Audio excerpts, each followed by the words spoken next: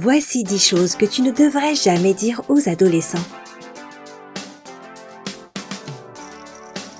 Être parent n'est pas une tâche facile, surtout lorsque tes enfants sont des adolescents. C'est à ce moment-là qu'on a l'impression d'être toujours en train d'être en guerre avec eux. Nous savons tous que les mots peuvent être encore plus tranchants qu'un couteau, c'est pourquoi il est essentiel de savoir comment communiquer avec tes enfants. Alors, quelles phrases sont des noms absolus? Continue de regarder pour le savoir, mais avant de commencer, n'oublie pas de t'abonner à notre chaîne et d'activer les notifications pour ne manquer aucune de nos nouvelles vidéos.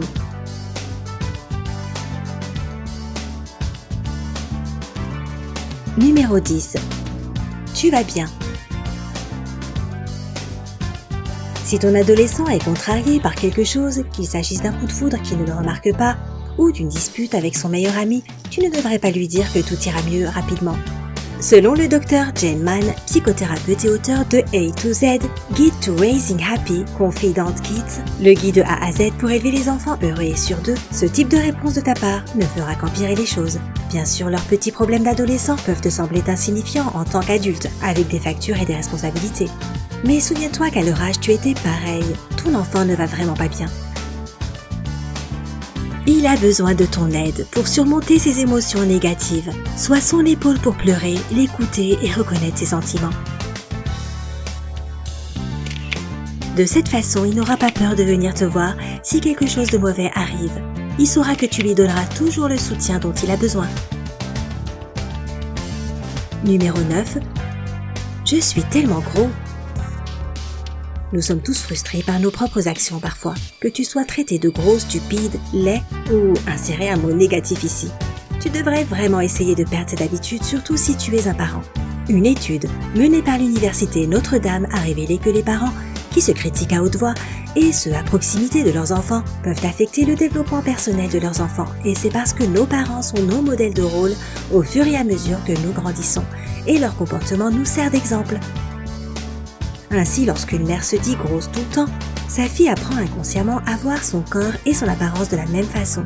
De plus, ce discours négatif ne te sert à rien non plus. Alors ne sois pas trop dur envers toi-même. Après tout, personne n'est parfait. Numéro 8. Dépêche-toi.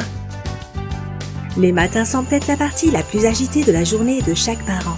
Il faut sortir les enfants du lit, les habiller et leur donner le petit déjeuner avant l'arrivée du bus scolaire. Et bien sûr, cela peut être particulièrement difficile avec les adolescents qui ne veulent pas sortir du lit ou qui prennent une éternité à choisir ce qu'il faut porter. Mais leur crier « Dépêche-toi » n'est pas la solution. La psychologue et co-auteure de Baby Minds, Dr Linda Acredolo, dit que toute cette précipitation ne fait qu'exercer une pression inutile sur ton enfant. Ils n'en ont pas besoin avant d'aller à l'école, où ils font face à encore plus de problèmes et de stress. Tu devrais peut-être adoucir un peu et ne pas crier. Rappelle-leur simplement que leur petit déjeuner va refroidir ou qu'il ne reste pas grand-chose à manger. Les adolescents ont un appétit monstre après tout. Quoi que tu fasses, essaie de garder une ambiance positive et ludique le matin. Ton enfant l'appréciera sûrement.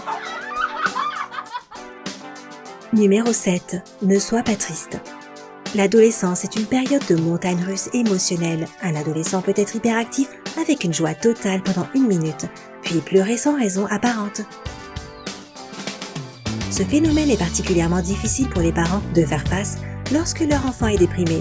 Alors, ils les rassurent en leur disant « Ne sois pas triste ». Mais David Lesser, le directeur des services de soutien à la famille au Maine Segal Institute for Early Childhood Studies, ont parfois comme résultat une incompréhension entre les parents et les enfants. Si ton adolescent est triste ou pleure, assieds-toi et essaye de l'aider à exprimer ses sentiments, si bien sûr il est enclin à s'ouvrir. Il se sentira mieux s'il libère ses soucis et ce cœur à cœur ne fera que renforcer votre lien indéfectible. Numéro 6. Laisse-moi faire. Il est naturel que chaque parent veuille aider son enfant s'il est confronté à quelque chose de grave, mais offrir de l'aide directe, surtout si tu fais quelque chose toi-même, au lieu de les laisser se débrouiller tout seuls, peut les préparer à l'échec à l'avenir. Dr Myrna Shur, professeur émérite au département de psychologie de l'université Drexel et auteur de Raising a Thinking Child, élever un enfant qui réfléchit, explique que si tu as tendance à intervenir trop tôt, tu peux bloquer l'indépendance de ton enfant. il prendra l'habitude de toujours se tourner vers les autres pour obtenir des réponses, et personne ne veut cela pour son enfant. Donc si tu veux que ton enfant grandisse pour devenir autosuffisant, ne sois pas si impliqué. Par contre, tu peux les guider à travers un problème et les aider à trouver eux-mêmes la bonne solution. De cette façon, ton enfant grandira en sachant que tout est entre ses mains, au lieu d'attendre naïvement que quelqu'un d'autre vienne et fasse disparaître tous ses problèmes. Numéro 5. Tu es incroyable. Psychological Science a publié une étude très intéressante sur ce qu'on appelle l'éloge gonflé et ses effets sur les enfants ayant une faible assurance. Par exemple, tu es bon à ceci est considéré comme un simple éloge, alors que tu es incroyablement bon à ça est exagéré. Dans l'une des expériences de l'étude, 240 enfants ont dessiné un célèbre tableau de Van Gogh. Un peintre professionnel leur a alors donné une note avec des félicitations quelque peu exagérées. Une note intermédiaire ou alors très médiocre. Après avoir reçu la note, on a demandé aux enfants de choisir un autre tableau à copier, qui soit facile ou difficile. Les enfants qui avaient peu confiance en eux et qui avaient reçu les félicitations prenaient généralement les photos faciles, tandis que les enfants qui avaient confiance en leurs capacités et qui avaient reçu des notes intermédiaires et médiocres choisissaient les photos difficiles.